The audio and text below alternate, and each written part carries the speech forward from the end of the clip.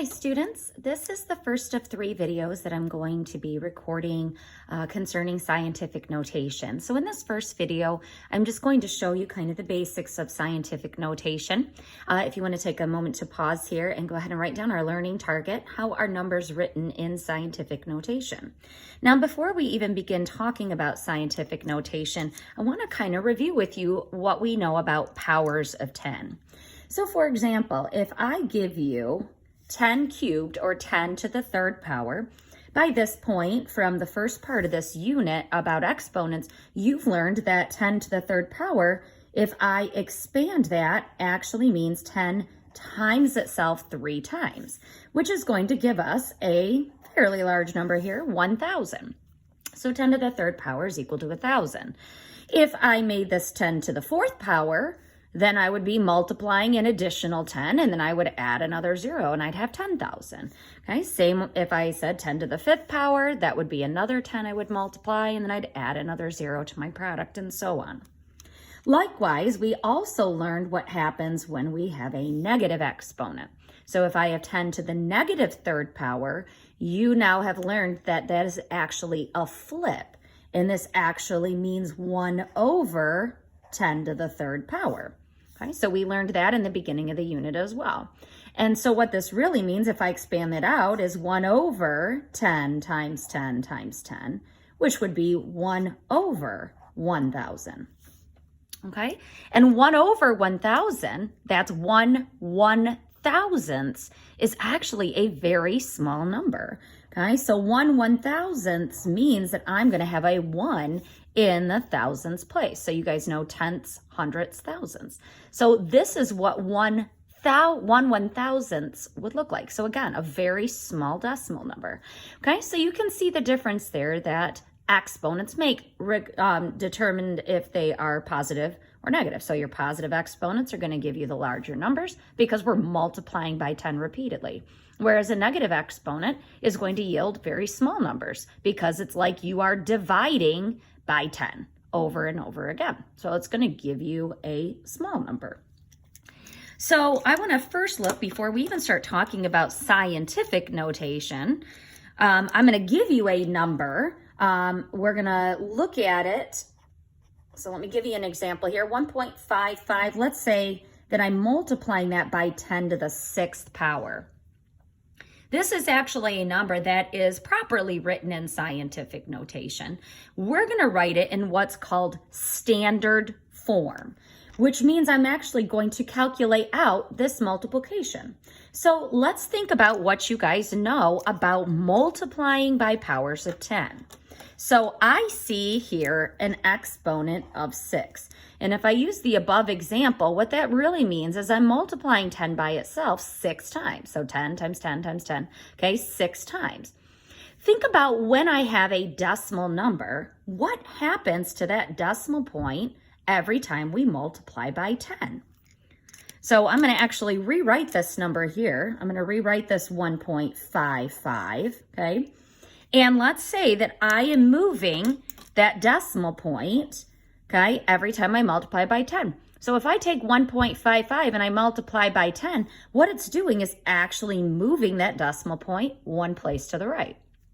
If I multiplied 15.5 by 10, then I move that decimal point 1 place to the right.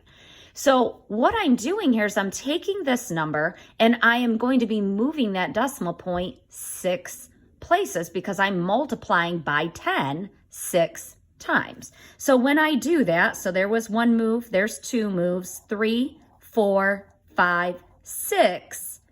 So if I multiply 1.55 times 10 to the 6th power, that's going to move my decimal point all the way over here. So what do we need to fill in that space with? You got it, zeros. Okay, so all of these become zeros. So what is our new number now? Well, we have moved the decimal point all the way to the end here. So I have 1550000. So 1550000. Okay. And that is a very large number, which we would expect. We've just multiplied times 10 to the 6th power. So we've created a pretty large number here.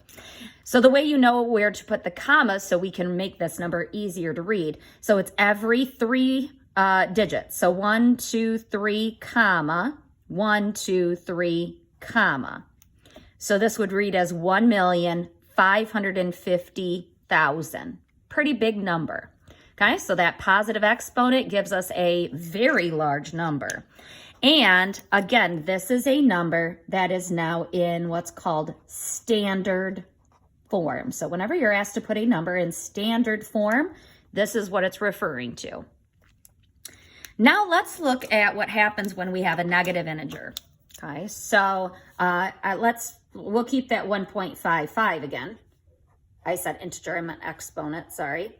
And now instead of taking it to the positive 6th power, let's take that to the negative 6th power. So 1.55 times 10 to the negative 6th power.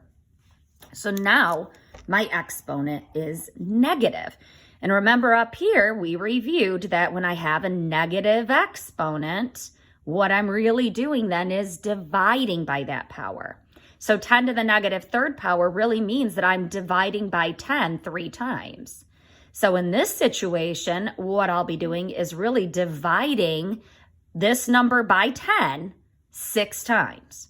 Okay, so think about what happens to that decimal point when you are dividing by 10. So I'm actually going to go ahead and write my original number over here because I want to create some room to the left here. Because what's going to happen is as I am dividing by 10, that's actually going to move that decimal point 1 place to the left. If I divide by 10 again, that moves that decimal point another place to the left, and so on. So if I'm dividing by 10 here 6 times, that's 6 movements to the left. So there's 1 move, there's 2, 3, 4, 5, 6. So I've moved my decimal point 6 places to the left. And just like we did up above here, you have to fill in with zeros. So there's a 0, 0, 0, 0, 0. So my final answer then, to clean it up, make it look nice, is going to be 0.00000155. So I've got to keep those digits that were there originally. Okay.